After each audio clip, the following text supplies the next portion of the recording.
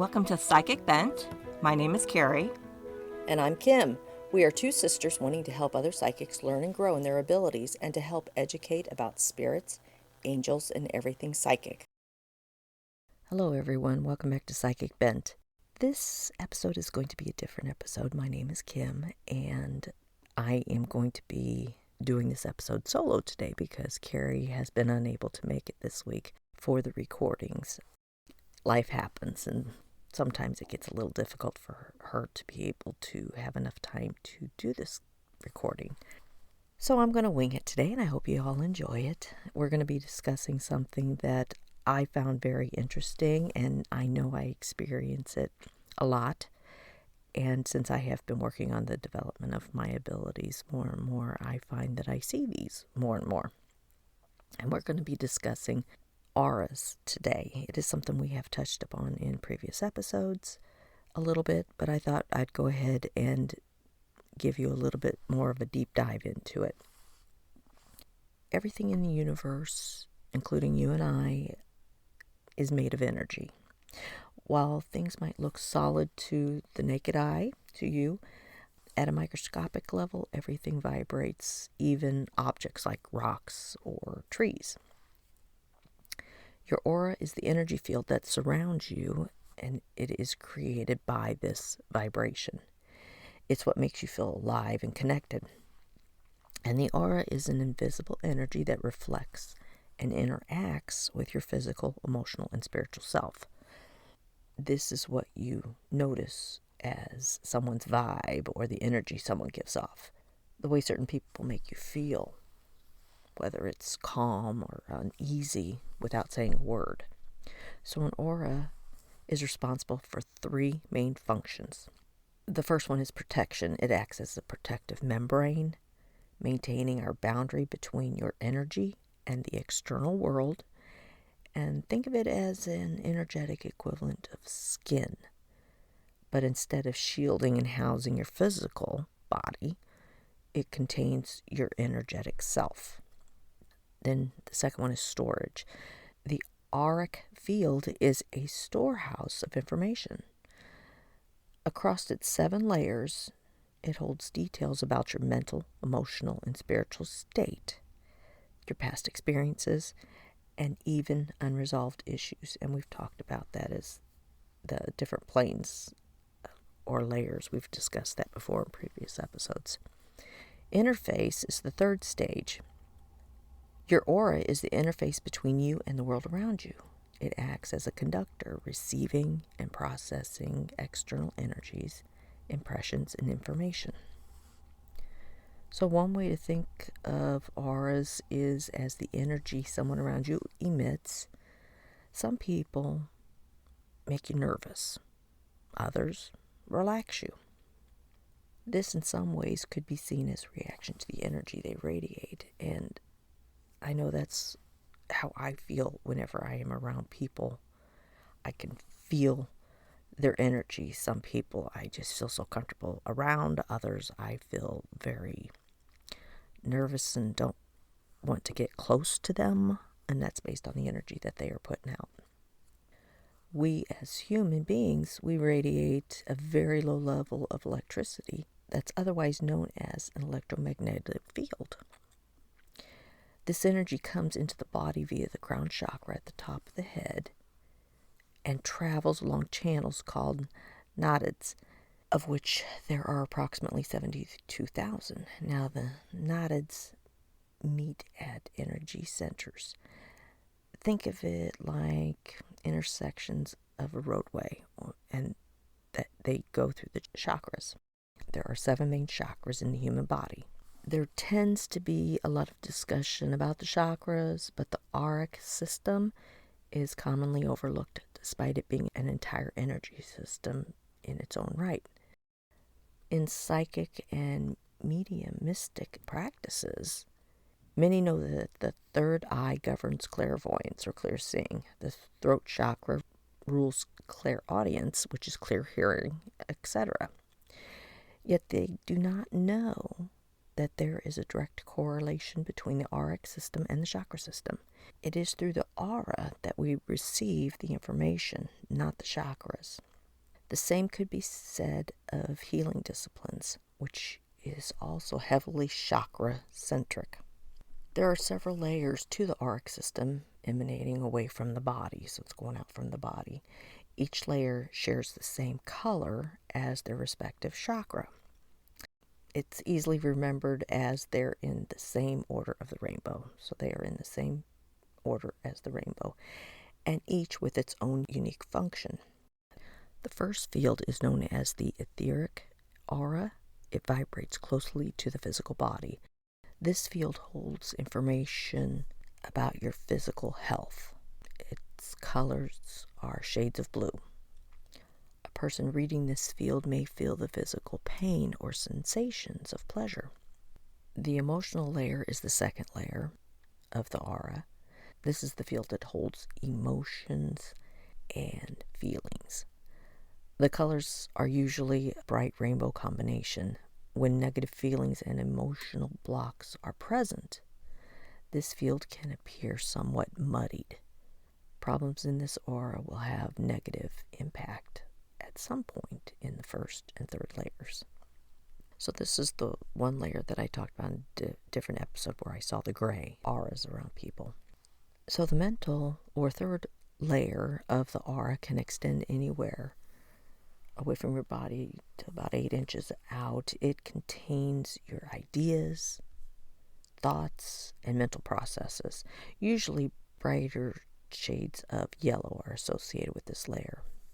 The astral layer, or the fourth layer, it represents a bridge to your spiritual realm, and it's also the doorway to the astral plane.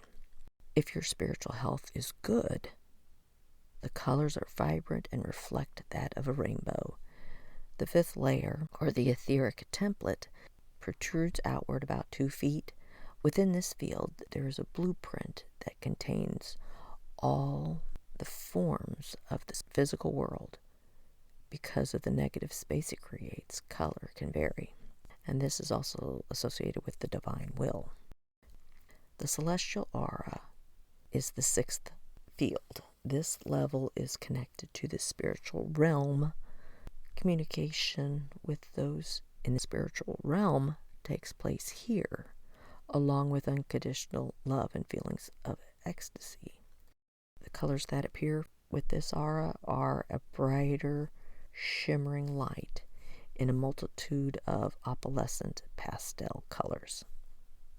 Now, the etheric template, or 7th layer, can extend well over 3 feet from the body. This field surrounds all of the other layers and holds them together. It vibrates at the highest frequencies and is composed of threads of bright, shining gold color. It reflects all the experiences and events that your soul has undergone. It is your link to the divine and becoming one with the universe. Now, I had told a story about our older sister Julie. While singing in a church at a wedding, I observed the yellow gold light around her as she was singing, and that was an example of her mental state at the time. She was very happy. She was in a good place. She believed in the song she was singing and such, and so therefore it reflected in her aura. And that's probably the first time that I actually was moved by seeing the aura that I was seeing as an adult. Now, I may have seen auras as a child. Of course, that's whenever that begins. Now, what is particularly noteworthy here is that things that manifest themselves on the physical level begin on the divine level first. For instance, a person who has held their tongue their entire life may misalign themselves with their divine purpose by not expressing their truth. This suppression affects them on a mental level, producing an emotional response, resentment, sadness, etc. If this remains unresolved, it finally manifests itself physically in the throat, disorders such as laryngitis or cancer. It is also worth mentioning that the chakras do not exist on the physical body, but within the auric fields. Therefore, the crown chakra and the base chakra are outside the of physical self. Now, there are two ways to see an aura. One is through Carlian photography, a technique of print photographers using high voltage that captures the energetic corona around an object or living thing. I've seen these on paranormal investigation shows. They take a picture with a specific camera, and when it's developed, it shows the colors that show up around a person's body. It's really interesting. Now, the other way is via a psychic who uses their extrasensory perception, namely their clairvoyance, which is, we talked earlier, the clear seeing, to capture a person's aura, much in the same way as a Carlian photograph. In your mind's eye, a psychic might perceive colors, textures, patterns, and placement of a person's aura. From these impressions, they can decipher information about another person's life. Now, auras may show themselves in the colors of the chakras, or a mix of colors, or something altogether different. The methodology of witnessing auras, it's quite straightforward. Seeing them, however, is a different thing entirely. It requires practice and trust. Now, how to see aura exercises. There are different things you can do. Ask a friend to stand in front of a white background, whether it's a wall or a flip chart or door. It is less distracting if your friend is wearing a plain light-colored top. This is so no tones can influence you in your reading. Slightly squint your eyes and gaze gently past or through the person at whom you're looking at. I have done this. You tend to focus on a spot slightly over one of their shoulders. You may start to see a somewhat blurry outline of your friend that sits a little away from their physical edge, from the physical edge of their body. After a little while, the white background behind them may take on a slight hue. This is the aura. As with all things, it takes practice, so don't worry if you don't see it right away. That's just something you have to practice on. And it'll eventually become easier. Now here's an exercise. This is one that I have actually done. It's kind of fun. So this one, you take your palms and you rub them together rapidly. And then you pull them apart slowly and repeat the rubbing, and then, repeat the process again. Now, next, slowly pull them apart again, but hold them approximately 1 inch apart. Close your eyes and focus on the sensation happening between your hands. Is there warmth? Does it feel like they are opposing magnets? Is there a slight tremor feeling? Your senses are not solely the result of friction. It is how your energy is emitting from your body. So also doing this, you have stimulated the chakras in your palms of your hands, which are important for receiving and projecting healing energies. Now, focus on this energy field, and you will experience several different vibrations and temperatures. These fluctuations represent information about you.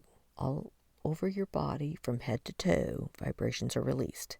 An example of how to extend your auric field would be to open up your palms and then turn them upward.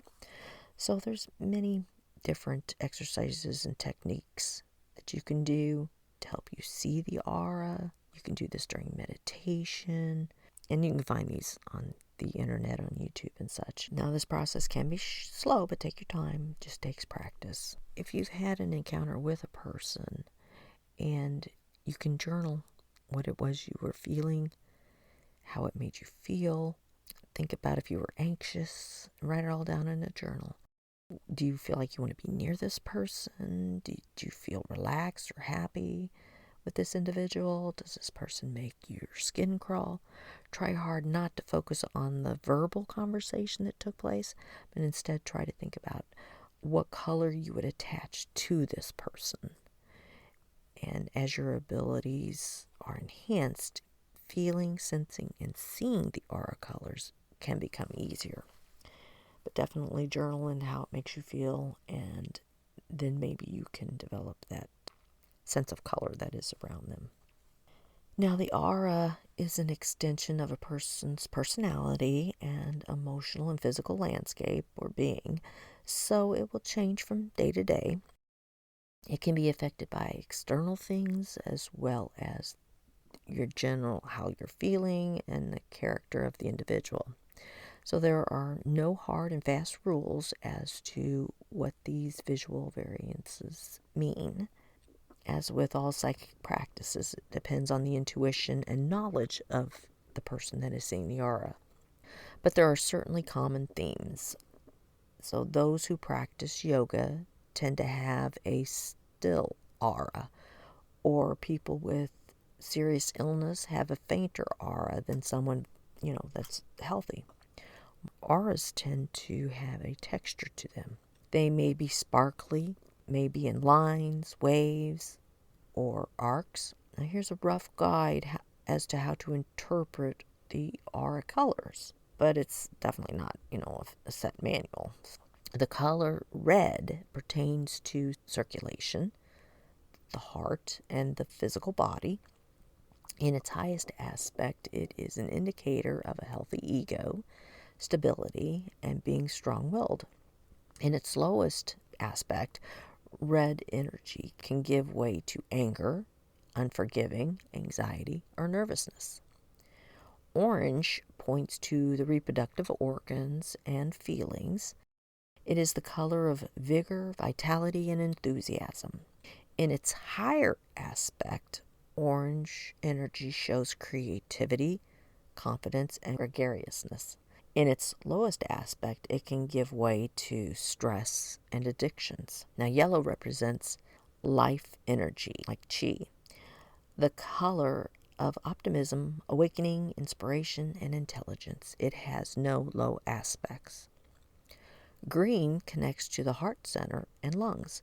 It is the comfortable and healthy color of nature, representing growth, balance, healing, and depicting of love for all sentient beings and Mother Earth. Blue pertains to the throat and the thyroid and is therefore indicative of communications. Writers, public speakers, and linguists will often have a lot of blue in their auric field. It is also a cool, calm, and collected energy. Indigo pertains to the third eye, therefore is a color of deep feelings, intuition, and sensitivity. Lavender or violet is relating to the crown, pineal gland, and the nervous systems.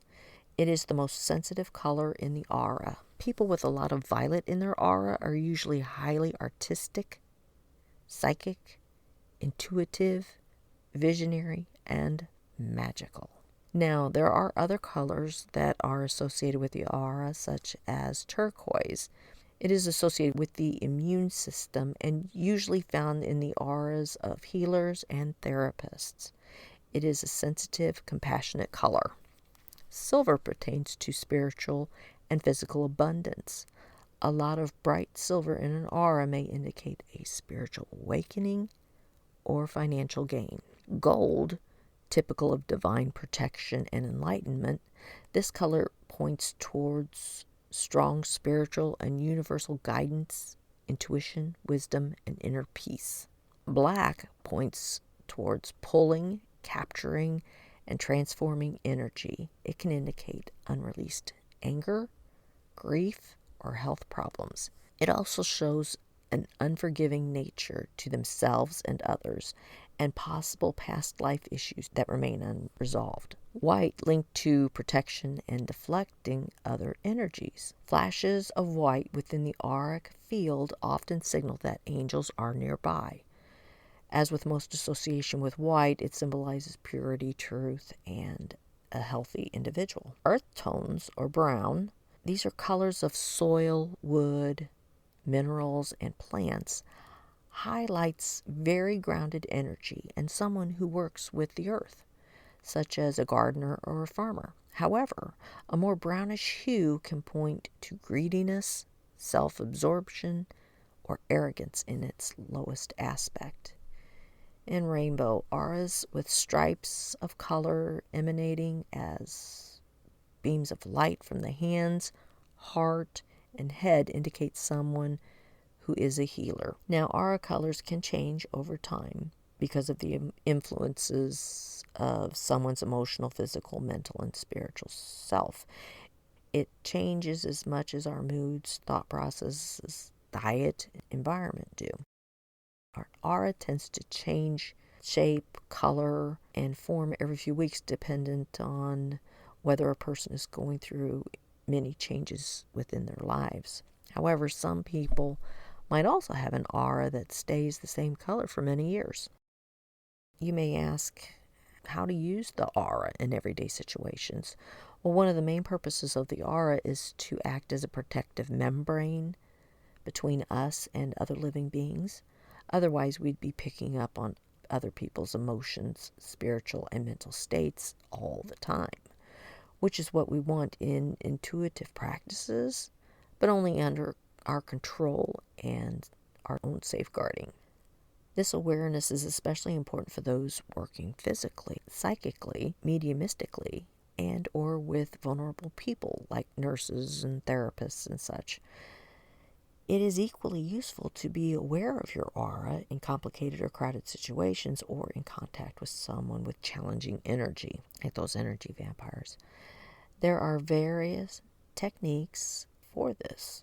They do not need to be overly elaborate. Find that which suits you best. Now envision the outer edge of your aura hardening. This technique means that nothing can penetrate through.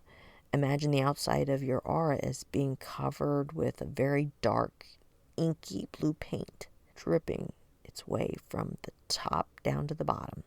This visualization transforms your aura into an incognito.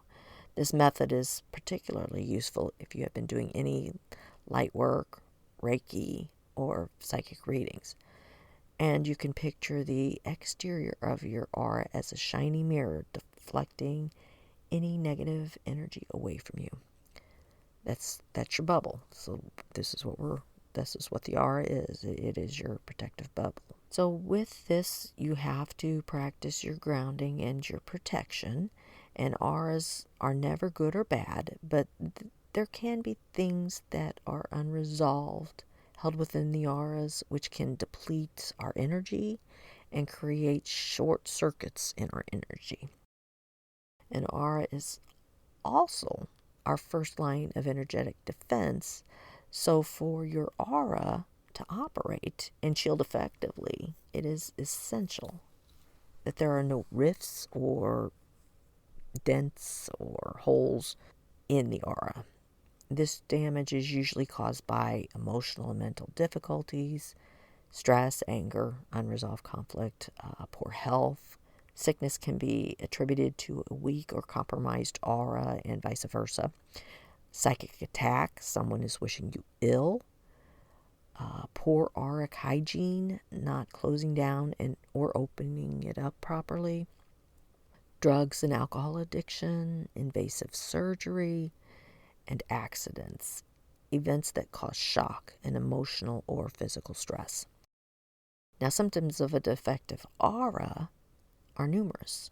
Poor boundaries, easily affected by the emotions and thoughts of others, headaches, mental illness, uncontrollable emotions such as fear, anxiety, and paranoia that doesn't feel as if it belongs to you, feelings of isolation and or lack of personal space.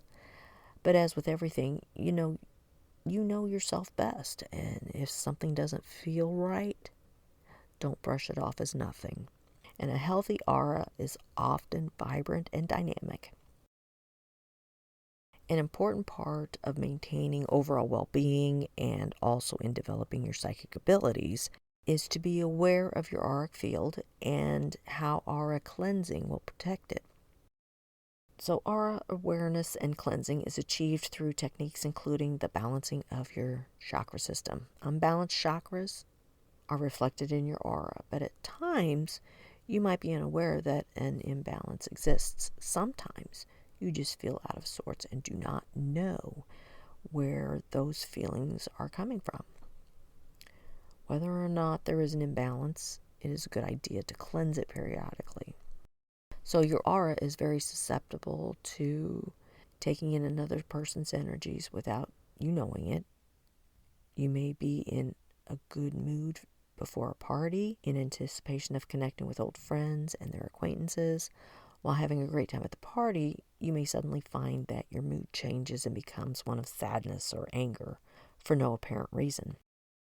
When you arrive back home and reflect on your unexplained mood swing, you may decide or deduce that there had been some type of intrusion or invasion of your aura. This type of incident is an indication that your aura needs cleansing.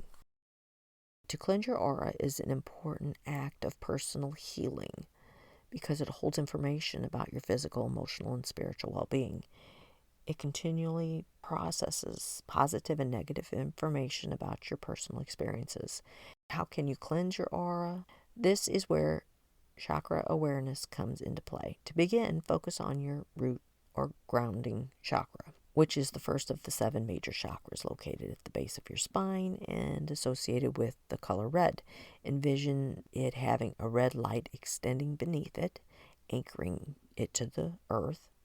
Next, imagine yourself engulfed in a shower of brilliant golden light extending down from the sun. This light penetrates throughout your body and your aura. Imagine this light engulfing you for some time. Then envision a violet light extending from the soles of your feet to the top of your head that acts as a warming, protective blanket. Believe that this violet light has the capacity to heal and protect any gaps within your aura. These gaps need to be closed as they inadvertently allow negative energies to flow through. This imagery will begin the aura healing and cleansing process. At this point, you should begin to start to feel yourself becoming stronger, starting to release the negative energy, and feeling more at peace with your mind, body, and soul. Also, you'll now be more open to attracting heightened divine energies. Meditate on this sensation for some time. When you feel comfortable, imagine a white light surrounding your cleansed aura for added protection. This should help remove all the negative energies you may have attracted. You can now reap the benefits of your cleansed and healthier aura. This meditation takes practice, and you may have to repeat it several times before you'll be comfortable using these healing lights. If you find this cleansing process difficult and not giving you the results you were looking for, there are people out there that specialize solely in aura cleansing. And do your research. You can find those online and make certain it is a reputable person. So what kind of things can an aura reading reveal to you? It can reveal almost anything about a person. Their personality type, what sort of work they do, what their exercise and diet regimens are, unresolved emotional and mental issues, how grounded and ungrounded a person is, how spiritual a person is, and whether they need an energy healing. Essentially, an aura is an external expression of who someone is at their core. So an aura reading can identify almost everything about a person. It's worth stressing that the information that is revealed is only ever in accordance with that person's highest good. The psychic is not rummaging in private matters, but rather using the information to offer guidance and advice on how to grow and develop on their life's path. Because the aura reading is about a specific person and who they are at their deepest level, it won't tell you much about a person's relationship or what is likely to unfold for them on their future path. However, it's a useful way for a psychic to develop a connection and openness with the person they're reading for. So that is the information that I came up with for the aura. And everyone and everything has an aura. You know, I do remember before that I have seen auras around my cats before by looking at them just off center and seeing it around them. It was a little bit of a shock the first time that I did that, but it was really, really interesting. I noticed one around one of my cats that just all of a sudden started getting sick really bad, and I could see that that color around her was the gray, and that she wasn't doing well at all. And then she passed a couple days after that. But yeah, it is something that I currently am trying to work on so I can see these auras better. And it kind of helps explain people a little bit, whenever you see them or whenever you feel them. But it is very important to make certain that you cleanse and protect or have protection going for yourself and your bubble, and make certain that you cleanse it to close up those holes. That is something that I am currently working on a lot, to let go of past things and stuff. And I feel that my bubble is getting stronger, that my aura is getting more solid and more healthy. So I think that's all I have on this episode. I hope you've enjoyed it. It was definitely different for me to be doing this solo. And I look forward to Carrie being back next. I'm sure you all are as well. So thank you for joining us, or joining me today on this episode. If you would like to reach out to us, you can reach us at psychicbent1@gmail.com. Please follow us on Facebook at Psychic Bent Podcast. Be certain to share, like, follow, rate, review on all of the podcast places where you might be listening to us, including YouTube, iHeart, Apple Podcasts, Amazon Music, Spotify. I try to provide the link on our Facebook page every Monday to each of those. So, yeah. So thank you for joining me, and I look forward to hearing from you all. Bye. May your light shine bright. Thank you so much for listening to our podcast, Psychic Bent. If you enjoyed Psychic Bent, please like, follow, rate, review, and subscribe wherever you listen to Psychic Bent. We can be reached on Facebook at Psychic Bent Podcast. Our email address is psychicbent1@gmail.com. May your light shine bright.